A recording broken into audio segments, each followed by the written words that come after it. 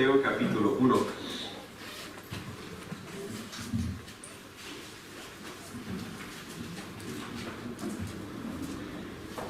Estamos en fechas donde celebramos la patria.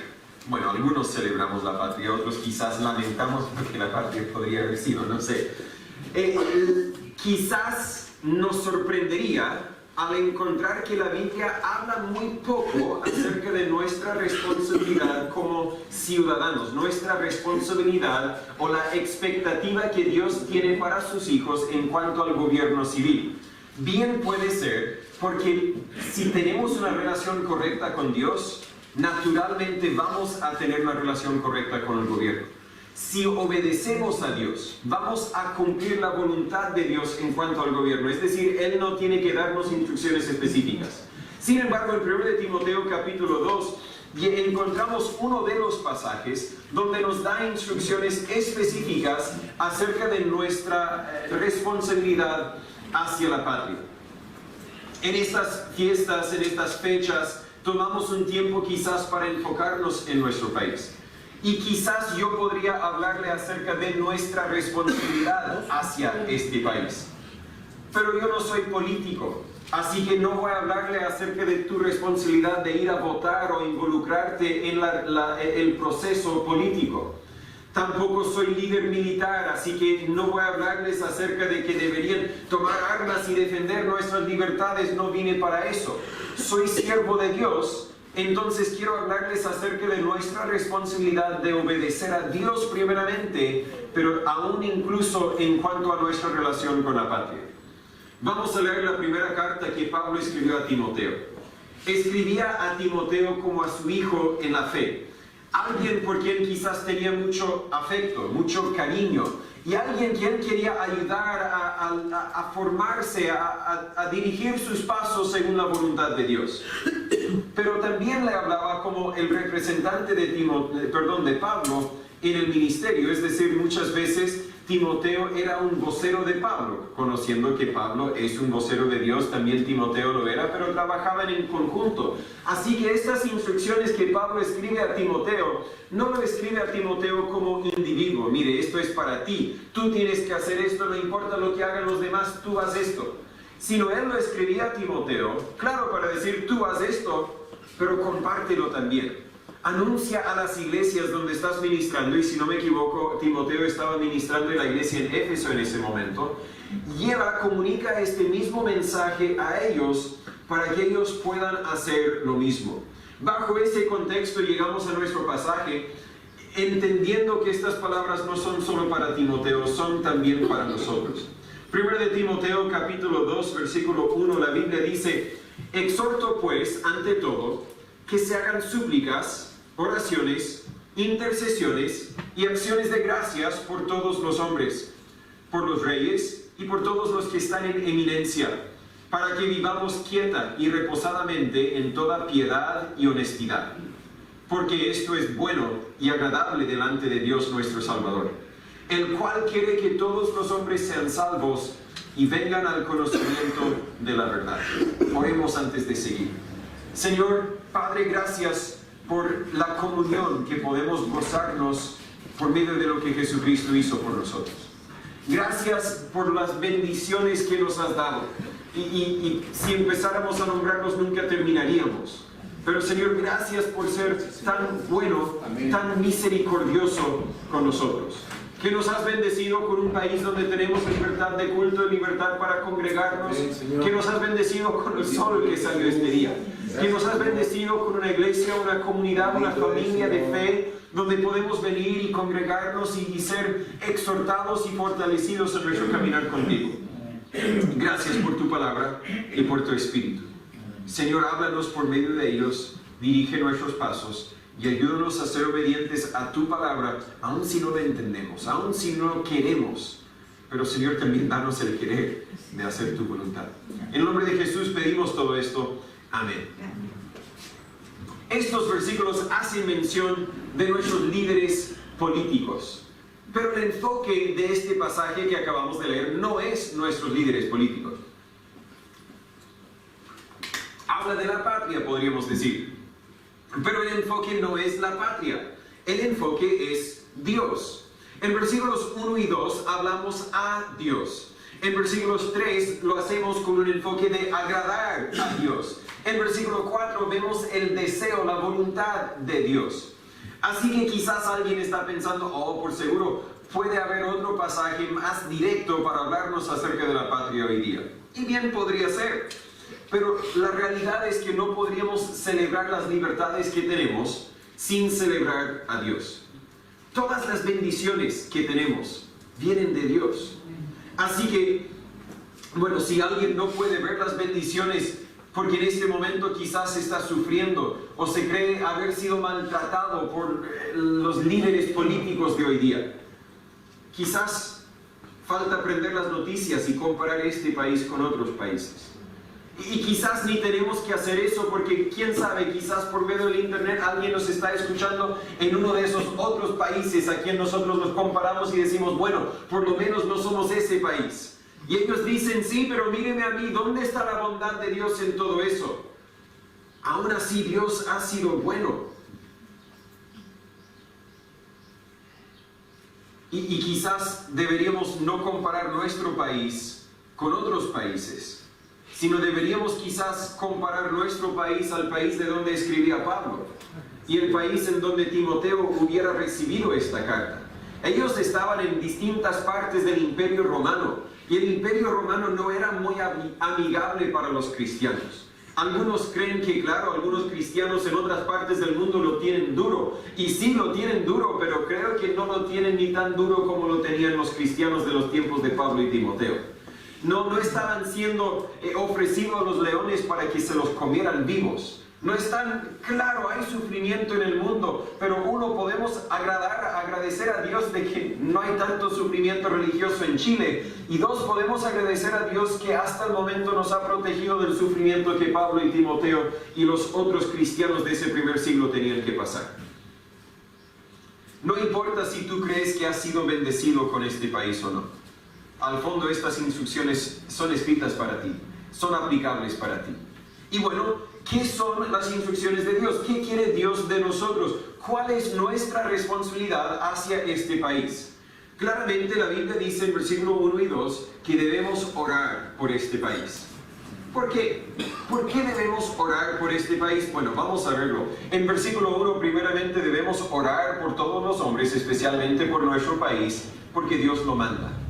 Dice otra vez, exhorto pues ante todo que se haga súplicas, oraciones, intercesiones y acciones de gracias por todos los hombres. Y luego el versículo 2 específicamente por los reyes y por todos los que están en eminencia. Pero quiero enfocarnos primeramente en la primera palabra de este capítulo, exhorto.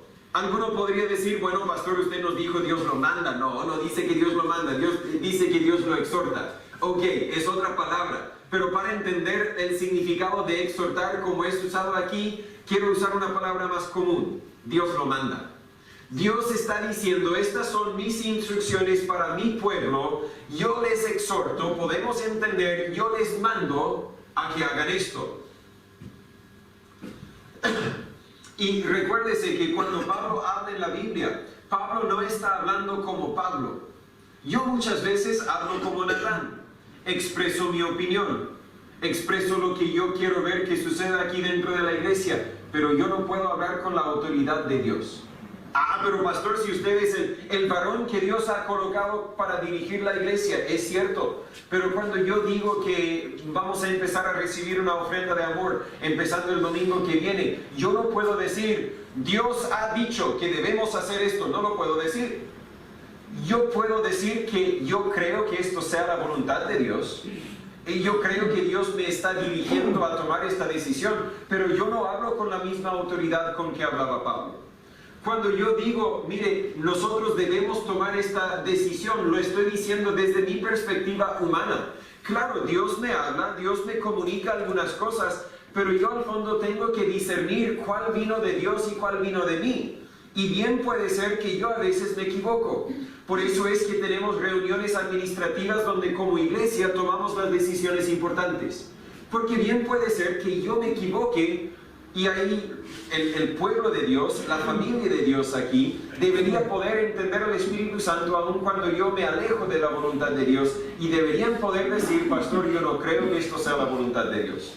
Ahora usted está diciendo, pastor, estás invitando a una pelea en la reunión administrativa, espero que no.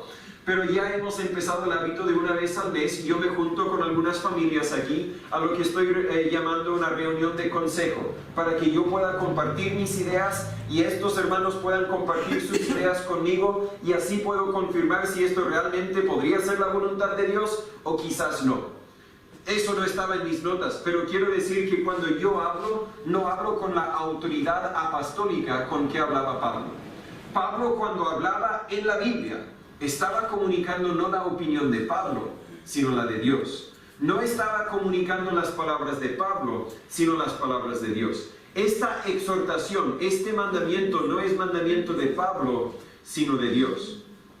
¿Y qué es lo que Pablo nos exhorta a hacer? Varias cosas. Primero dice, exhorto que se hagan súplicas. Bueno, cuando dice, pues ante todo, está diciendo que esto tiene importancia. Amén. Vamos a hablar de otras cosas que también son importantes, pero quiero llegar y partir con lo más importante. Así que él está destacando la importancia de lo que nos va a explicar.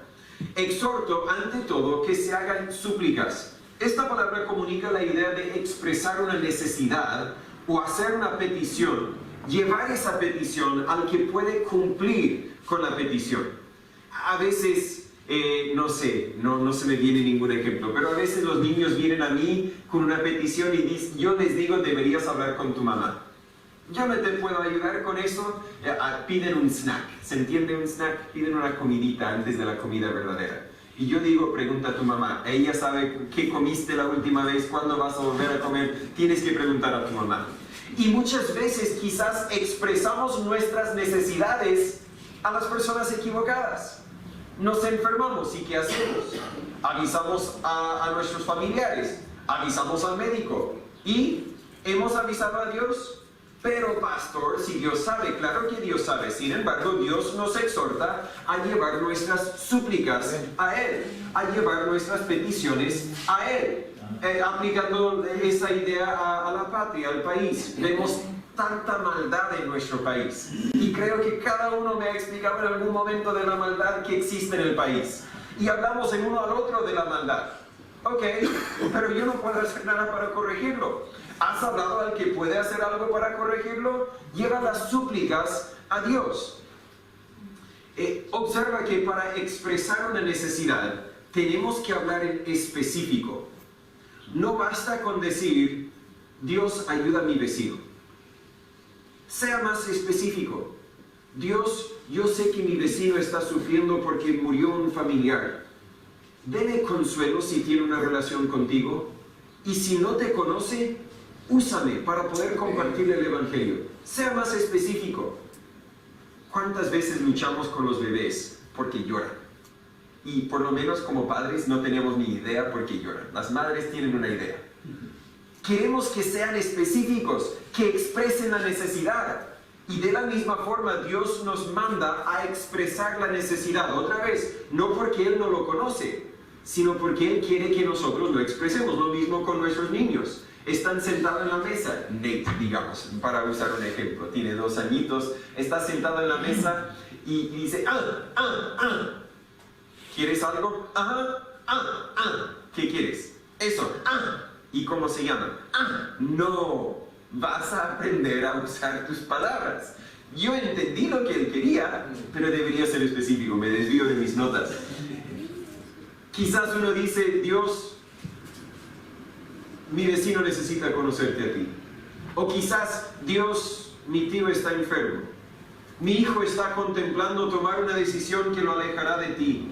Mi nación está contemplando promulgar una ley que nos quitará libertades religiosas. Lleva la necesidad a Dios. Y otra vez, no es que Dios no conoce el problema, Dios es omnisciente, pero Dios nos manda a hacer esto como ejercicio de nuestra fe. Uno levanta pesas. No porque quiere levantar el peso, sino porque quiere ejercer su músculo. Y en el mismo sentido, a veces nuestras oraciones simplemente son un ejercicio de nuestra fe. Las llevamos a Él y nos recordamos en el proceso que Dios es el Todopoderoso. Él puede intervenir si Él quiere, y si no interviene, es porque Él sabe lo que es mejor. Luego nos manda en el versículo 1, se hagan súplicas y oraciones. Todos entendemos esta palabra, ¿cierto? La oración es lo que hicimos después de cantar los himnos. El hermano Alan oró para que Dios bendijera el culto. Y luego después vamos a orar antes de disfrutar el asado. Y luego quizás antes de dormir vamos a orar con los niños antes de acostarlos. Pero eso no es lo que la Biblia quiere comunicar cuando comunica oración. Cuando voy a visitar al hermano Sergio en Coronel, él al parecer no conoce a muchas otras personas, se queda encerrado en la oficina y no tiene oportunidad de hablar con adultos. Así que voy y yo quiero dejar una cosa y me voy, pero me quedo 15 minutos hablando con él. ¿Por qué? No cuelgue la cabeza, porque él quiere hablar conmigo. Quiere hablar con cualquier persona, pero yo llegué, así que quiere hablar conmigo. De la misma forma, si realmente vamos a hablar con Dios, no es lo que llamamos oración hoy día. Lo que consideramos la oración antes de comer, la oración antes de dormir, eso no es lo que la Biblia quiere comunicar cuando dice se hagan súplicas y oraciones. Conlleva la idea de realmente hablarle, de realmente tener una conversación con Él.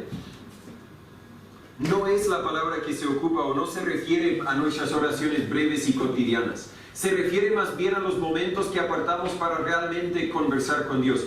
Considere estos otros usos de la misma palabra griega. En Mateo 17:21, Jesús dice, pero este género no sale por oración y ayuno.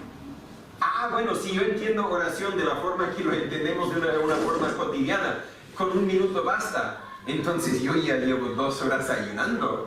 ¿Cuándo fue la última vez que tú ayunaste? No, entendemos que el ayuno es algo largo, quizás durante todo el día. Y la oración debería ser algo largo, debería ser algo profundo también. Lucas 6:12, la Biblia dice, y aconteció en aquellos días que Jesús fue al monte a orar y pasó la noche orando a Dios. No era algo breve, era una conversación profunda. En Lucas 22:45, poco antes de ir a la cruz, la Biblia dice, cuando se levantó, otra vez hablando de Jesús, cuando se levantó de la oración y vino a sus discípulos, los halló durmiendo. ¿Por qué? Porque su oración no era 5 minutos ni 15 minutos. Su oración era una oración larga. En Hechos 12, versículo 5, ahora hablando de los creyentes del Nuevo Testamento, dice, así que Pedro era guardado en la cárcel, pero la iglesia hacía sin cesar oración a Dios por él. Cuando Dios nos manda a hacer súplicas y oraciones por todos los hombres, no está diciendo expresarlo en 5 segundos y se acabó, sino está hablando de tener una conversación con Dios, de vaciar tu alma delante de Dios y realmente comunicar con Dios. Sigue diciendo el versículo 1, súplicas, oraciones y luego intercesiones. No debemos confundir esta palabra con intervenciones, aunque muchas veces sentimos que si eso fuera nuestra responsabilidad con el gobierno. El gobierno está tan mal que Dios necesita que yo intervenga aquí. No necesariamente. Lleva la idea de acercarse a alguien y conversar libremente con esa persona. Literalmente podría ser traducida entrevistas. Que se hagan entrevistas, no con todos los hombres, sino por todos los hombres. ¿A quién estamos hablando? Bueno, de la palabra oraciones sabemos que estamos hablando a Dios. Estamos haciendo una entrevista con Dios. No tan solo comunicando a Dios en oración, sino entrevistándole, haciéndole preguntas y recibiendo la respuesta.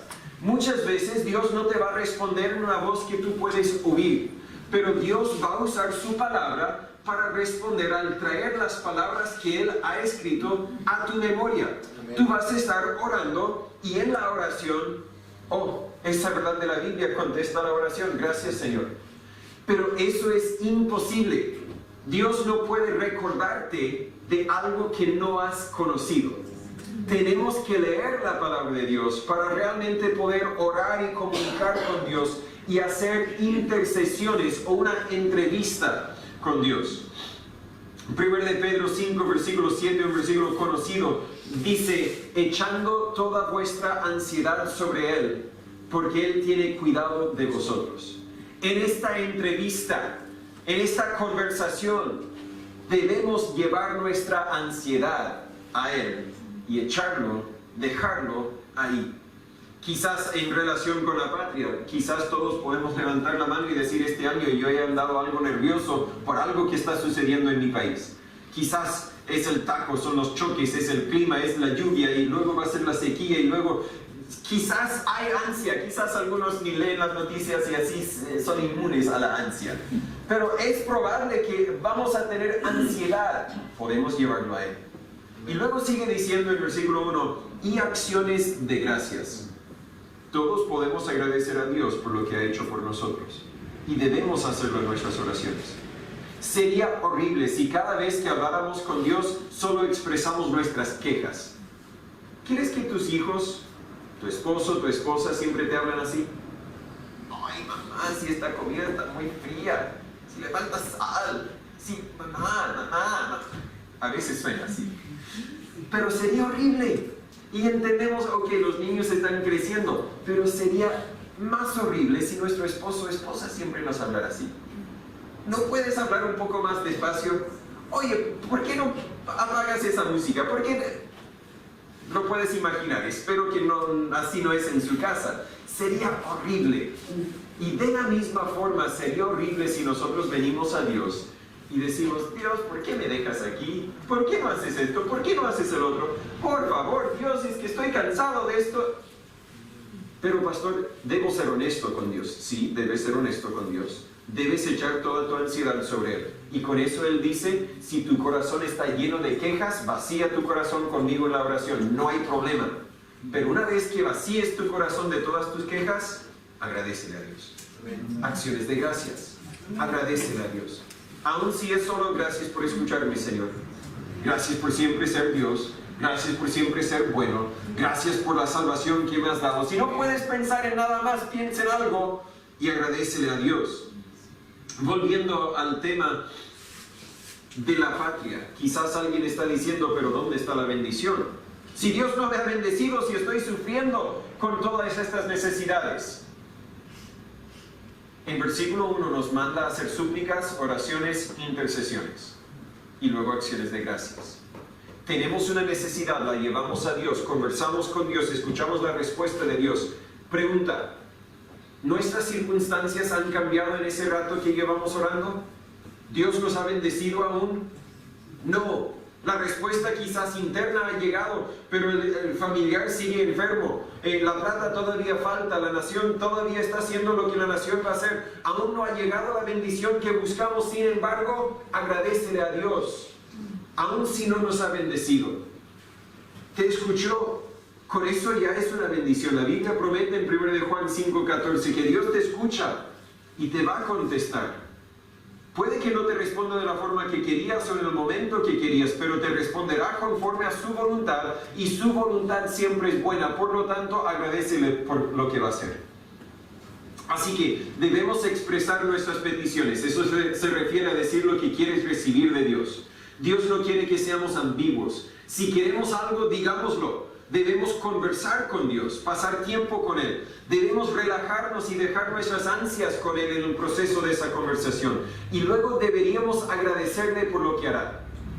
Pero perderíamos el punto de este mandamiento si hiciéramos todo esto con un autoenfoque. Dios, necesito esto.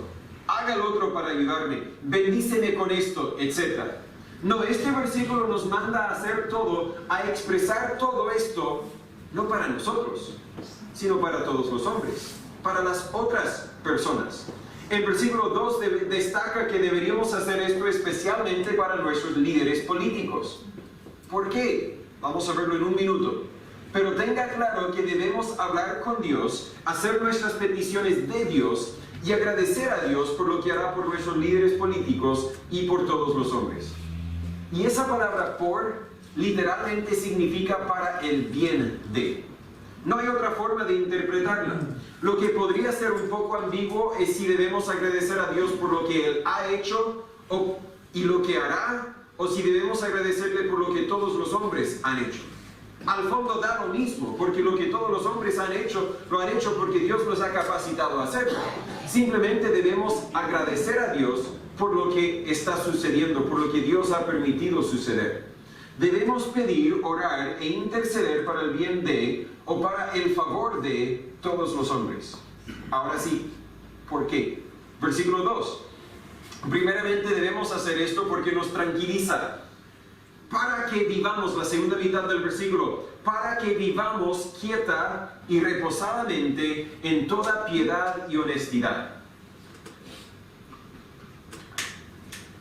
Creo que soy una persona, bueno, quizás no, quizás ustedes van a decir otra cosa. Creo que soy una persona tranquila. Me estreso, sí, pero el estrés me pasa y no sigo cargando la ansia. Sin embargo, yo también tengo que practicar la verdad de estos versículos. Dios dice que cuando hay ansia, llévalo a Él. Y luego podrás vivir quieta y reposadamente, en toda piedad y honestidad. Aunque no debemos orar con un autoenfoque o para buscar nuestro beneficio personal. La Biblia claramente expresa que hay bendiciones o hay beneficio personal. Nuestra tranquilidad. Podemos vivir quieta y reposadamente. La palabra quieta literalmente significa libre de disturbios exteriores. Estoy quieto cuando los niños están quietos. Libre de disturbios exteriores. Y la palabra reposadamente más bien significa libre de disturbios interiores. Reposadamente es quizás el opuesto de algo que me molesta porque alguien me dijo una palabra hace un año. Algo que me molesta porque no sé si voy a tener plata para pagar los gastos mañana. Eso es algo más al interior que algo que está sucediendo en mi ambiente ahora en este momento. Puede ser que se refiera a que debemos orar para que Dios nos libera de los conflictos políticos, como la persecución. Eso sería libre de disturbios exteriores. Y que, aun si no nos libera de esos conflictos, podamos encontrar tranquilidad interior. Es decir, a pesar de toda la dificultad en nuestro alrededor, podemos tener una paz interior porque tenemos una relación con Dios. Puede ser que eso era lo que Pablo quería específicamente comunicar a Timoteo. Ahora, yo reconozco que hay mucha maldad en el mundo. Podría incluso ser que la mayor maldad viene desde los líderes políticos. Podríamos poner la culpa, la responsabilidad de toda esta maldad en los líderes políticos quizás. Yo lo reconozco. Dios también lo reconoce. Él lo sabe. Podríamos hablar de las injusticias que cada uno hemos vivido este año o quizás el año pasado. Podríamos hablar de que como la casa estaba tomada por años y podríamos decir es que Galilea es que el que tenía tomada la propiedad y es que en todo esto la ley al fondo respalda al que tenía tomada la propiedad en vez de nosotros, los que tenemos derecho a la propiedad. Podríamos hablar de los ladrones que han robado en varias ocasiones y aún teniendo la cara la ley no hace nada y podríamos decir es que el problema es el gobierno. Pero ¿cómo podemos vivir tranquilos cuando existe esa maldad? Podemos vivir tranquilos al recordarnos de dos realidades. Primero, Dios está en control. Ese es el propósito de la oración. La oración no es para que la voluntad del hombre se logre en el cielo. La oración es para que la voluntad del cielo, la voluntad de Dios, se logre en la tierra. Explico la idea, muchas veces pensamos de la oración como nuestro momento para comunicar a Dios nuestra voluntad para que al fondo Dios haga lo que nosotros queremos que haga. No es así. La oración más bien es para que en la oración nosotros podamos enfocarnos en Dios y Dios puede cambiar nuestros corazones para que salgamos de la oración con las mismas circunstancias, pero con gozo. Porque nos hemos recordado de quién es Dios. Dios está en control. Así que en la oración nos enfocamos en el Dios Todopoderoso y totalmente soberano y podemos estar tranquilos. El problema surge que cuando nos recordamos que Dios está en control y seguimos esperando que un rayo caiga del cielo y mate al que nos ha hecho mal. No sé si me explico bien. ¿Verdad? Bueno, Dios está en control, así que Dios te voy a recordar que Él me hizo tanto mal que necesitas juzgarlo. ¡Ja! Dios está en control, yo pedí, así que ahora déjame ver cómo lo castiga Dios. ¿Qué pasa? ¿Tenemos paz y tranquilidad interior? porque pasan las semanas, pasan los meses, pasan los años, y el que nos hizo mal parece vivir contento. Y decimos, ¿qué pasó aquí? ¿Fallaste, Dios? ¿No escuchaste mi oración? Y seguimos orando y seguimos orando y seguimos orando y nos llenamos de tanta amargura. Reconocemos que Dios está en control, pero ahora empezamos a dudar de la bondad de Dios y pensamos que Dios no es bueno porque Dios deja que el que nos hizo mal sigue viviendo libre del castigo que nosotros queremos que sufra. Hemos llevado la necesidad o la inquietud a Dios. Hemos llevado nuestra ansiedad a Él. Se lo hemos mostrado. Y luego hemos dicho, lo voy a seguir cargando. ¡Qué tontera! Llévalo a Dios y déjalo con Dios. Es algo parecido a cuando en la casa yo veo una necesidad. No sé, algo sencillo. Los niños están usando el baño y necesitan que alguien los limpie. Perdón, no se me vino otro ejemplo. Yo puedo decir, Cristín, el niño necesita que alguien lo limpie. También lo puedo limpiar yo, pero estamos suponiendo que yo estoy amarrado, no puedo. Yo aviso a Cristín y no lo pienso más. ¿Por qué? Porque sé que ella se va a encargar del problema. Lo mismo con Dios. Avísele y no lo pienses más. Dios, esta persona me hizo mal. Dios, este país está lleno de maldad. Dios, llévaselo y déjalo ahí. Ya no hay nada más que hacer, no hay nada más que tú puedes hacer. Ya le avisaste, Él ya sabe, Él está en control. Deja tu ansiedad ahí y vive libre de la ansiedad, quieta y reposadamente. Así que recuérdate que Dios está en control, pero recuerde también que no tenemos que vivir amargos. Podríamos hablar de la importancia de dejar la venganza a Dios. Romanos 12:19, la Biblia dice, amados, no os venguéis vosotros mismos, antes dad lugar a la ira, porque escrito está, mía es la venganza y yo pagaré, dice el Señor. La ira de Dios hará lo que solo Dios puede hacer, pero Dios necesita que nos pongamos de un lado. Eso es lo que dice, dar lugar a la ira, no os venguéis vosotros mismos. Lo decimos a nuestros niños muchas veces, si él te hizo mal, háblame a mí y yo voy a corregirle. Pero si tú buscas tu propia venganza, ahora tengo que corregir los dos. Dios está diciendo, hazte para un lado, tranquilo, yo me encargaré de la situación. Si nosotros buscamos ejecutar nuestra propia venganza, Dios al fondo tendría que juzgarnos a nosotros también. Hebreos 10:30 dice algo muy parecido al versículo que acabo de leer. Dice, pues conocemos al que dijo, mía es la venganza, yo daré el pago, igual que Romanos, dice el Señor. Pero sigue diciendo, y otra vez, el Señor juzgará a su pueblo. La venganza es de Dios, sí. Dios va a juzgar, sí. Pero ¿quieres que te juzgue a ti también o solo al que te hizo mal? Solo al que me hizo mal. Así que no le hagas mal al que te hizo mal.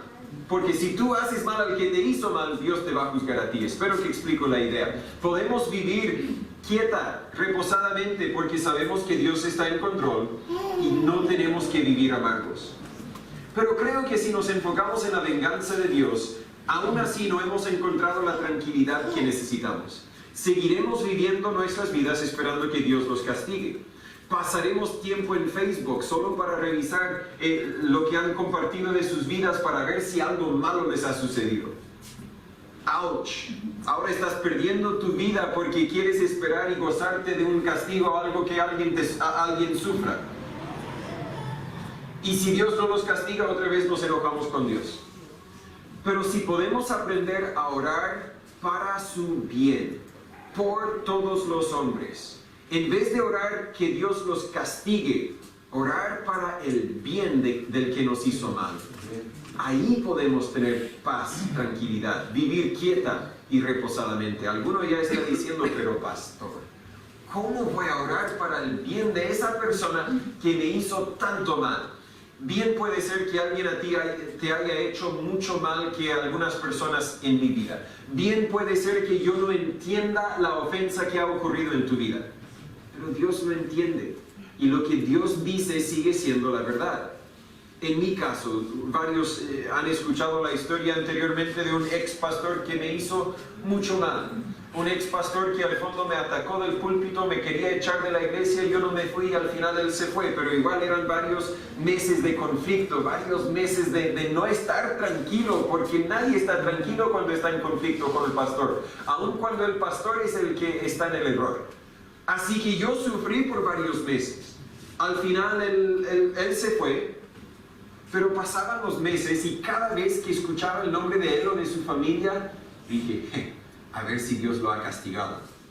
Y luego de repente, porque soy contactos con, él no tiene Facebook de lo que sepa, pero con sus hijos tengo contacto en Facebook, y de repente sale una noticia, como por ejemplo salió la noticia de que su hija mayor se había, ¿cómo se dice?, se había escapado con su novio. Se casaron, sí. Y luego revisé todas las fotos de Facebook y ni uno estaba el papá, el pastor. Yo dije, ¡ja, ja, ja, ja! Dios te está castigando.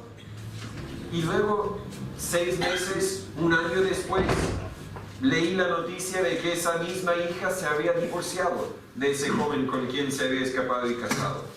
Y empecé otra vez, ¡ja! Y Dios habló a mi corazón y dijo, Natán, ¿qué estás haciendo? ¡Qué tontera!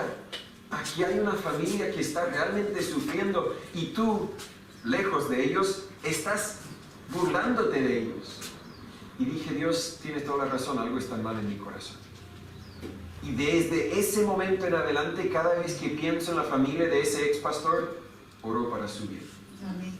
Dios, por lo menos trabaja en sus hijos, para que ellos no sigan sufriendo consecuencias de las decisiones de su papá, para que ellos puedan conocerte. Dios, restaura a ese pastor para que quizás un día pueda volver a ser usado por ti. En vez de gozo al ver su sufrimiento, yo sufro con ellos.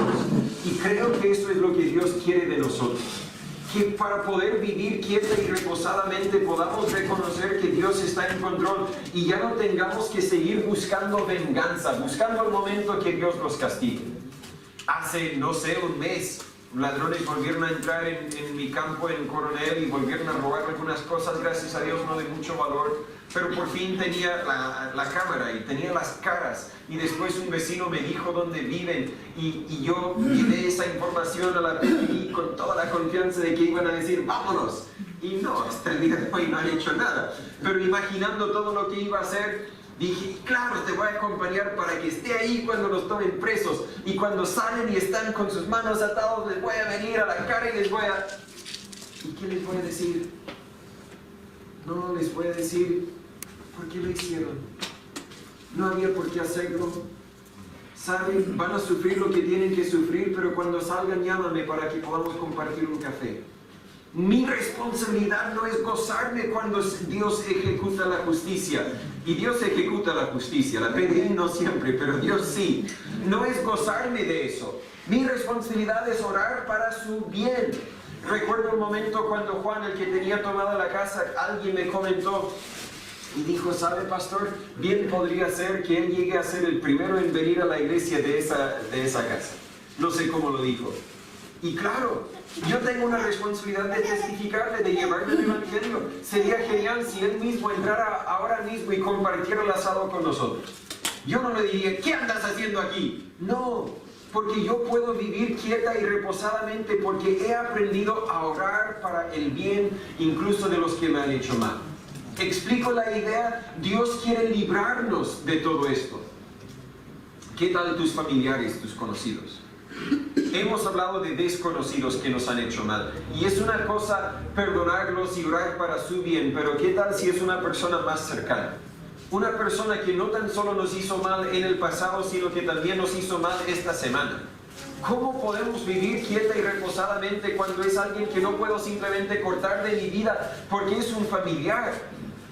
La respuesta sigue siendo la misma.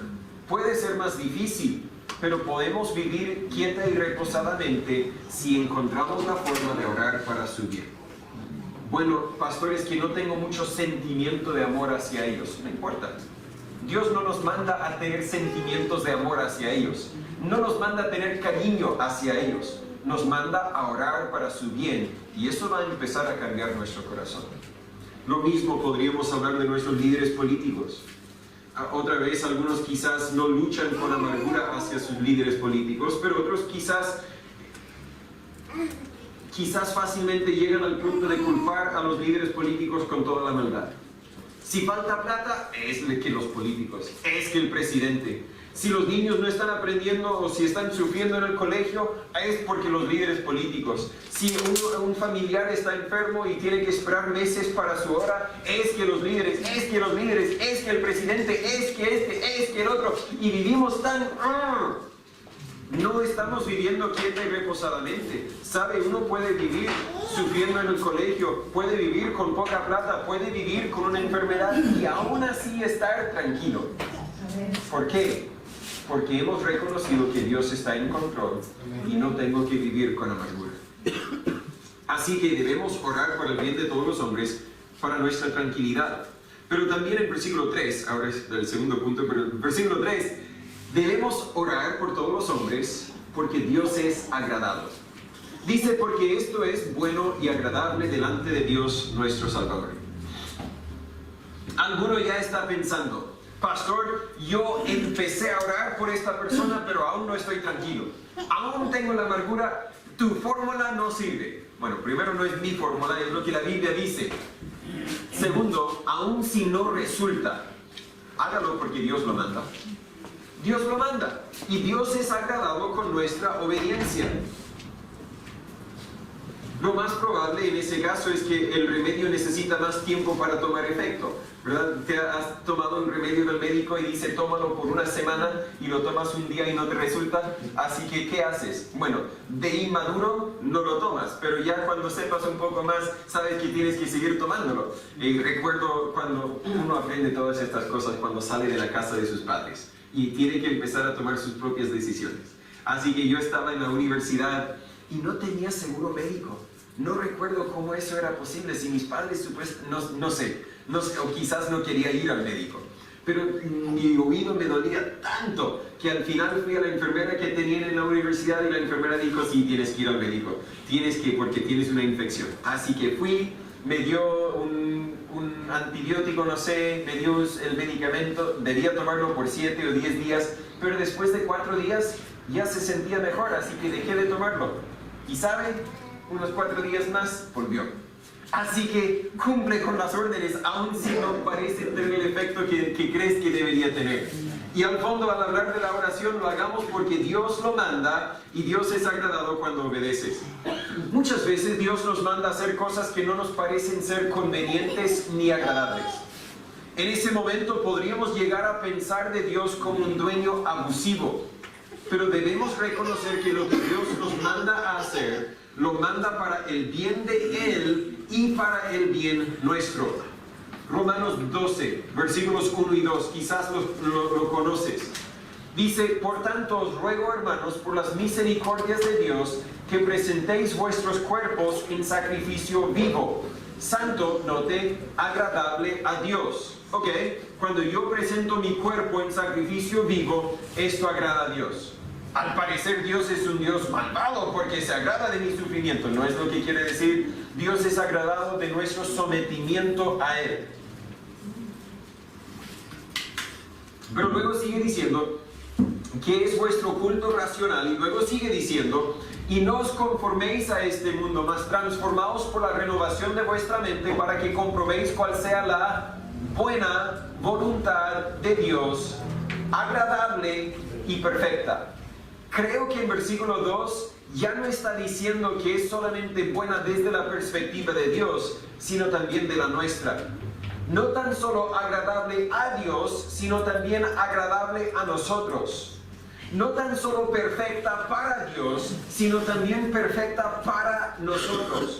Lo que Dios nos manda a hacer, lo manda por su bien, pero también el nuestro. Otra vez la idea del medicamento. Cuando uno tiene que tomar un medicamento amargo no le gusta, pero debe tiempo, cuando se recupere dirá muchas gracias por ese medicamento. Espero nunca tener que volver a tomarlo, pero estoy agradecido de que me lo hayan asignado y de que lo haya tomado.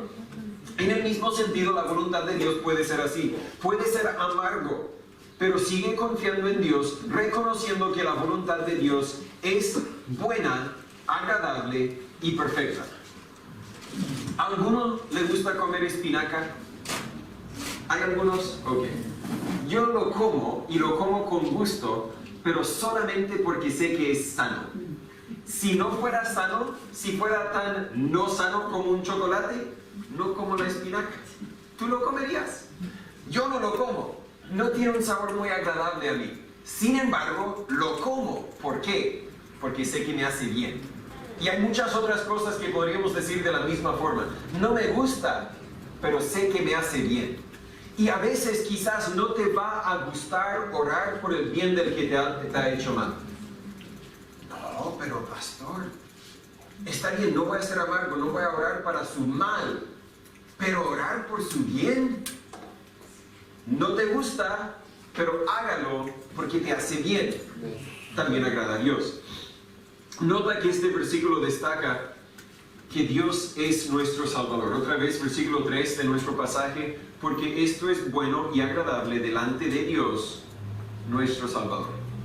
No necesitas mucha teología para demostrar que Jesús es Dios. Porque Jesús es nuestro Salvador.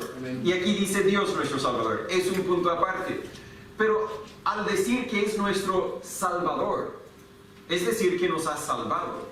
Y por lo tanto tiene todo el derecho de decirnos qué debemos hacer y cuándo debemos hacer. 1 de Corintios capítulo 6, versículos 19 y 20, la Biblia dice: ¿O ignoráis que vuestro cuerpo es templo del Espíritu Santo que está en vosotros, el cual tenéis de Dios y que no sois vuestros? Está hablando a los creyentes. Dios nos ha comprado con la sangre de Jesús, ya no nos pertenecemos.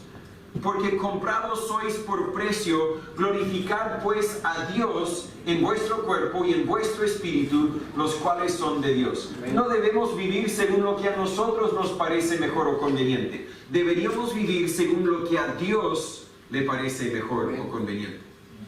1 de Tesalonicenses 4, versículo 1. Además os rogamos, hermanos, y exhortamos en el Señor Jesús, que de la manera que fuisteis enseñados de nosotros, de cómo debéis conduciros y agradar a Dios, así abundéis más y más.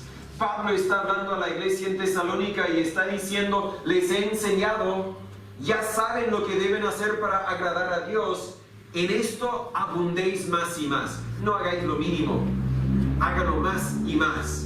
Hágalo al 100%. Dios pide que debemos orar para los que nos han hecho mal. Ok, vamos a orar por los que nos han hecho mal. Dios manda que oremos para nuestros líderes políticos. Yo voy a tomar esto en serio. Voy a tomar un papelito y voy a anotar el nombre de mi presidente, de mi gobernador, de mi alcalde, de mis líderes políticos, y voy a orar por ellos porque Dios me manda a hacerlo. El problema es que queremos agradar a Dios con lo que a nosotros nos agrada también. Para algunos eso significa ir a la iglesia. Claro, yo voy a la iglesia porque me encanta ir a la iglesia. ¿Ok? Y cuando ya no te encanta ir a la iglesia, cuando quizás hay momentos de conflicto en la iglesia y no es tan agradable, ¿vas igual? No, es que no me encanta tanto. Entonces al fondo solo vas porque a ti te agrada, no porque a Dios le agrada. Para otros quizás es la música.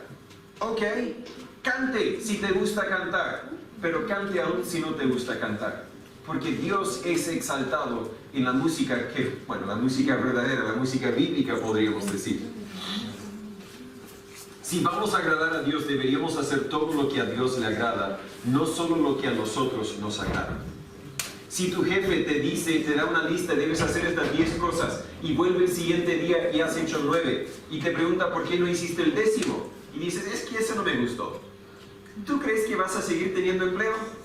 No, te da 10 cosas para hacer, haz las 10 cosas.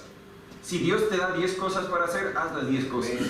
No voy a sacar una lista de cuántas cosas, pero te aseguro que orar por todos los hombres es una de las cosas. Hágalo, aun si no te gusta, porque esto agrada a Dios. Número 4, y con esto casi termino. Dice el versículo 4, no tan solo debemos orar por nuestra tranquilidad en el versículo 2, porque es agradable a Dios en el versículo 3, pero el versículo 4 dice: el cual quiere que todos los hombres sean salvos y vengan al conocimiento de la verdad.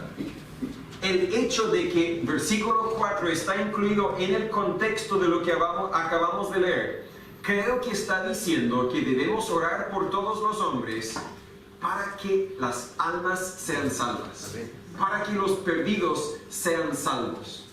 Podría parecer que este versículo 4, está empezando otro párrafo, otra idea. No tiene nada que ver con los 3 versículos previos. Pero note que el versículo 3 termina con una coma, no con un punto. Está diciendo la misma cosa. Esto es bueno y agradable delante de Dios nuestro Salvador, el cual quiere que todos los hombres sean salvos y vengan al conocimiento de la verdad. Una sola frase. Van mano a mano. Y de hecho, si se atrasa, el versículo 2 termina con un punto. Ok, 1 y 2 estaba hablando de la oración. Versículos 3 y 4 está hablando de otra cosa, ¿no? Porque el versículo 3 empieza con ¿por qué? Estamos tomando la primera oración en los primeros 2 versículos y uniéndolo con la segunda oración en versículos 3 y 4. Y de hecho la idea sigue. Aunque hay un punto en versículo 4, el versículo 5 empieza con ¿por qué? Hay un punto en versículo 6, pero el versículo 7 dice para lo cual. Un punto al final del 7, pero el versículo 8 dice quiero pues. Un punto al final del 8 y versículo 9, asimismo también. La idea sigue, es todo un párrafo, una idea completa y quizás deberíamos venir a la tarde y seguir estudiando el capítulo. No, se lo dejo de tarea. El punto del versículo 4 claramente está relacionado con todo lo que hemos estudiado hasta el momento. Por lo tanto, cuando el versículo 4 nos dice que Dios quiere que todos los hombres sean salvos, podemos entender 2 cosas. Primero, podemos entender que Dios quiere que todos los hombres sean salvos. Uno no tiene que ser gran teólogo para entender la verdad de este versículo. Dios quiere que tu vecino sea salvo. Dios quiere que nuestro presidente sea salvo. Dios quiere que el Juan, el que tenía tomada la casa, sea salvo. Dios quiere que los ladrones, los que tenemos caras y los que no sabemos quiénes son, Dios quiere que sean salvos. Dios quiere que tú seas salvo. No tenemos que ser gran teólogo para entender la verdad sencilla del versículo 4. Dios quiere que todos los hombres sean salvos. Pero ese deseo, la segunda verdad que vemos en este versículo, el deseo que Dios tiene para que todos los hombres sean salvos, se relaciona directamente con el deseo que Dios tiene para que sus hijos oren por todos los hombres. ¿Cómo se relacionan? Alguien ya está pensando. Realmente no se lo puedo decir con certeza, pero no realmente tengo que poder explicarlo para poder creerlo. La Biblia dice que se relacionan, así que se relacionan. A la vez, creo que la explicación es sencilla. Si vas a orar para el bien de todos los hombres, por seguro vas a orar por su salvación. ¿Cómo no orar por la salvación de una persona? ¿Cómo orar para su estado físico? Es que mi vecino tiene un cáncer y está muriendo, así que Dios sánele. ¿Para qué propósito? ¿Para que puedan tener mejor salud y seguir viviendo aquí en la tierra antes de ir al infierno y pasar la eternidad ahí? No. Si vas a orar por su salud físico, ore también por su salvación. Es que mi mamá y no sé, tiene una necesidad financiera, así que Dios suple sus finanzas. ¿Para qué? ¿Para que pueda seguir viviendo y luego pasar la eternidad en el infierno? Espero que nos demos cuenta de la importancia de orar por la salvación de todos los hombres y vamos a orar por los hombres. La próxima vez que oren por alguien, pregúntese, ¿debo orar por su salvación? Ahora, si sabes que son salvos, entonces quizás no hay que orar por su salvación. Puedes orar para que sigan creciendo, conociendo a Dios, sean fieles, etc. Pero si no sabes, Dios, desconozco si son tus hijos o no, pero pido que obres en tus vidas para que puedan ser salvos. Y entendiendo eso, si yo voy a orar por todos los hombres, voy a orar para su salvación, ahí podemos entender cómo es que la oración se relaciona con el deseo que Dios tiene para salvar a todos los hombres. Porque si yo estoy orando por todos los hombres y por su salvación, seguramente no tan solo estoy orando para que Dios use a otras personas para llevarles el Evangelio, sino estoy orando para que Dios me use a mí para llevarles el Evangelio. Si yo he orado por Juan para que sean salvos, el que tenía tomada la casa, cuando yo vengo a hablar a Juan, mis ojos, mi mente está abierta para ver cuándo tengo la oportunidad de decirle algo del Evangelio. Ahora, si yo no he orado por su salvación, yo no vengo con deseo de compartirle el Evangelio. ¿Explico la idea? Dios quiere que todos los hombres sean salvos. Dios quiere usarnos a nosotros para alcanzar a esos hombres con el Evangelio. Por lo tanto, Dios quiere que nosotros ahora estemos orando para la salvación de todos los hombres, para que después, esta tarde, mañana, en un año más, cuando les hablamos, podemos entregarles el Evangelio, por lo menos tengamos el deseo, la intención de llevarles el Evangelio. ¿Has orado para tus necesidades financieras? Yo creo que todos en algún momento lo hemos hecho. Pero no simplemente oras sin tener los ojos abiertos de ver cómo puedes ganar otro dinero, o ahorrar un dinero, o vender algo, o ver la forma de que tú puedes hacer algo, sabiendo que Dios está en control, sabiendo que Dios va a suplir para tus necesidades. Aún así, buscas cómo tú puedes hacer algo. Solo Dios puede salvar. Aún así, debemos buscar cómo podemos hacer algo para llevarles el Evangelio. En otras palabras, la oración a Dios por todos los hombres en versículo 1 es agradable delante de Dios en versículo 3, porque Dios quiere, Dios desea que todos los hombres sean salvos en versículo 4. Ese es el punto de todo esto. Dios nos manda a orar por el bien de todos los hombres porque nos cambiará a nosotros. La oración nos traerá paz y tranquilidad, porque esto agrada a Dios, es lo que Él quiere, pero también porque Dios usará a nuestras oraciones para cambiar nuestros corazones, para que nosotros podamos ser herramientas que Él puede usar para salvar almas. Dijimos todo esto, estudiamos este pasaje con un enfoque en la patria, principalmente porque Pablo destaca que debemos orar por todos los hombres, pero especialmente los reyes y todos los que están en eminencia. ¿Por qué destacarlos solo a ellos? ¿Porque ellos son más importantes? ¿Porque son más influenciales? Quizás. Pero creo que Pablo entendía bien el contexto en el cual su carta sería recibida. Muchos historiadores están de acuerdo que el emperador romano, Nerón, había prendido fuego a gran parte de la ciudad de Roma porque quería reconstruir la ciudad a su manera. Pero claro que el fuego destruyó muchas casas, quizás muchas personas murieron. Así que en vez de asumir la responsabilidad, él echó la culpa por el fuego a los cristianos. Y de consecuencia, no tan solo la ley civil era muy anticristiana, sino también la sociedad en general era severamente anticristiana. ¿Tú crees que hoy día la gente es un poco hostil, un poco feo hacia los cristianos? No puedes imaginar la sociedad o la cultura en la que vivían Pablo y Timoteo. No les contaré los métodos que Nerón usó para perseguir a los cristianos. Pueden usar su imaginación, pero entiendan que era uno de los emperadores más crueles hacia los cristianos. Pero Dios, por medio de Pablo, mandó que los creyentes orasen por el bien de todos los hombres y destacó a los líderes políticos. Sin decir el nombre de este malvado Nerón, todos claramente lo entendían. Yo creo que Dios entendía que mucho de su pueblo quizás luchaba con amargura en contra de esta persona que no tan solo habían insultado, robado, lastimado, sino había hecho cosas inimaginables a sus familiares, en algunos casos a sus niños. Y ellos están aquí anticipando que el rayo caiga del cielo y destruya a Nerón, y Dios dice: exhorto ante todas las cosas que se hagan súplicas, oraciones, intercesiones y acciones de gracias por todos los hombres. Y los cristianos están pensando: sí, todos los hombres aquí, vamos a orar por todos los hombres aquí, ningún problema, Dios. Y luego dice a los reyes y por todos los que están en eminencia. Sin decirlo, está diciendo sí, incluso ese Nerón.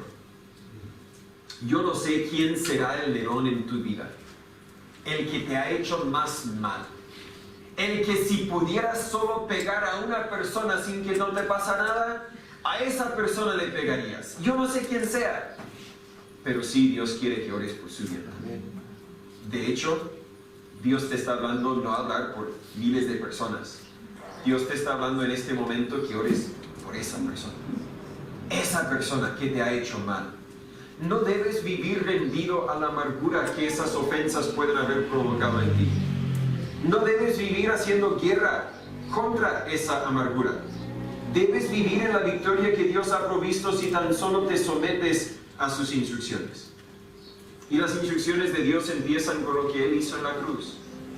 Jesús, siendo Dios, se hizo un hombre para poder vivir entre nosotros, para demostrarnos quién es y luego para morir en una cruz que Él no merecía. La Biblia dice en Isaías 53, versículo 6, que en esa cruz Jehová cargó en Él el pecado de todos nosotros. Primero de Juan 2:2 dice que en ese momento, con su muerte, Jesús ofreció el pago o la propiciación para nuestros pecados, pero no tan solo los nuestros, sino los pecados de todo el mundo. Eso quiere decir dos cosas. Primero, quiere decir que Jesús murió por la ofensa que el otro hizo en contra de ti. Porque Jesús murió por todos los pecados del mundo. Si el otro no ha confiado en Jesús, entonces el pago de Jesús no ha sido aplicado a esa cuenta, a su cuenta, o en su vida, pero Jesús ya lo pagó, así que no lo pienses más. No esperes que un rayo caiga del cielo. Eso no quiere decir que la justicia de Dios no va a traer consecuencias en esta vida. Estamos diciendo que desde la perspectiva de Dios, Dios quiere perdonar a esa persona, mientras que tú vives tu vida queriendo pegarle. Pero eso también quiere decir que Jesús murió por tus ofensas. No hablemos tanto de las ofensas que otros han hecho contra nosotros. Hablemos por un momento de las ofensas que nosotros hayamos hecho contra Dios. Isaías 53, versículo 6 también dice, todos nosotros nos descarriamos como ovejas. Cada cual se apartó por su camino, mas Jehová cargó en él, en Jesús, el pecado de todos nosotros. Ahora puedes vivir libre de condenación al simplemente creer que Jesús murió por ti. Romanos 8, versículo 1 dice, ahora pues ninguna condenación hay para los que están en Cristo Jesús. Ninguna condenación. Pero pastor, si tú entendieras lo que Él hizo por mí, Él tiene que pagar. Y Dios dice, no, Él no tiene que pagar porque yo ya lo pagué. Queremos la justicia de Dios contra otros, pero ¿queremos la justicia de Dios contra nosotros? Reconozcamos que Jesús murió para pagar no tan solo por nuestros pecados, sino también por los pecados del que nos ha hecho mal. Y oremos para su salvación también. Jesús murió por tus ofensas para que pudieras vivir libre de tus ofensas, pero también murió para que pudieras vivir libre de las ofensas de las demás personas contra ti. Y en mi experiencia, los hijos de Dios no luchamos tanto con la culpa de nuestras propias ofensas, sino que con la molestia de las ofensas de otras personas. Vecinos, padres, hermanos, pastores, colegas. Puede ser que te hayan ofendido. Puede ser que ahora mismo luchas contra sentimientos de rencor. ¿Qué debes hacer? Ora. Habla con Dios y pide para el bien de cada uno que te haya ofendido. Y luego encontrarás una paz interna a pesar del conflicto externo. Sabrás que Dios es agradado por tu obediencia y podrás tener la perspectiva correcta para que Dios te use para su propósito. Y ese propósito es salvar almas. Dios quiere salvar almas. Primero quiere salvar tu alma y luego quiere usar tu vida para salvar a otras almas. ¿Le creerás? ¿Le obedecerás? Señor Padre, gracias por tu palabra. Gracias por hablarnos en ella y por medio de ella. Pedimos simplemente que nos sigas dirigiendo, que nos sigas enseñando, que nos sigas cambiando. Si hay alguno aquí que no es tu hijo, Señor, obra en sus vidas para que sean salvos. Pero, Señor, los que somos tus hijos, denos la victoria que hay en la oración, al saber que podemos dejar nuestra ansiedad sobre ti, pero no tan solo eso, sino que podemos orar por el bien de todas las personas, incluso los que nos han hecho mal. Úsanos, Señor, líbrenos de nuestra maldad. En nombre de Jesús pedimos estas cosas. Amén.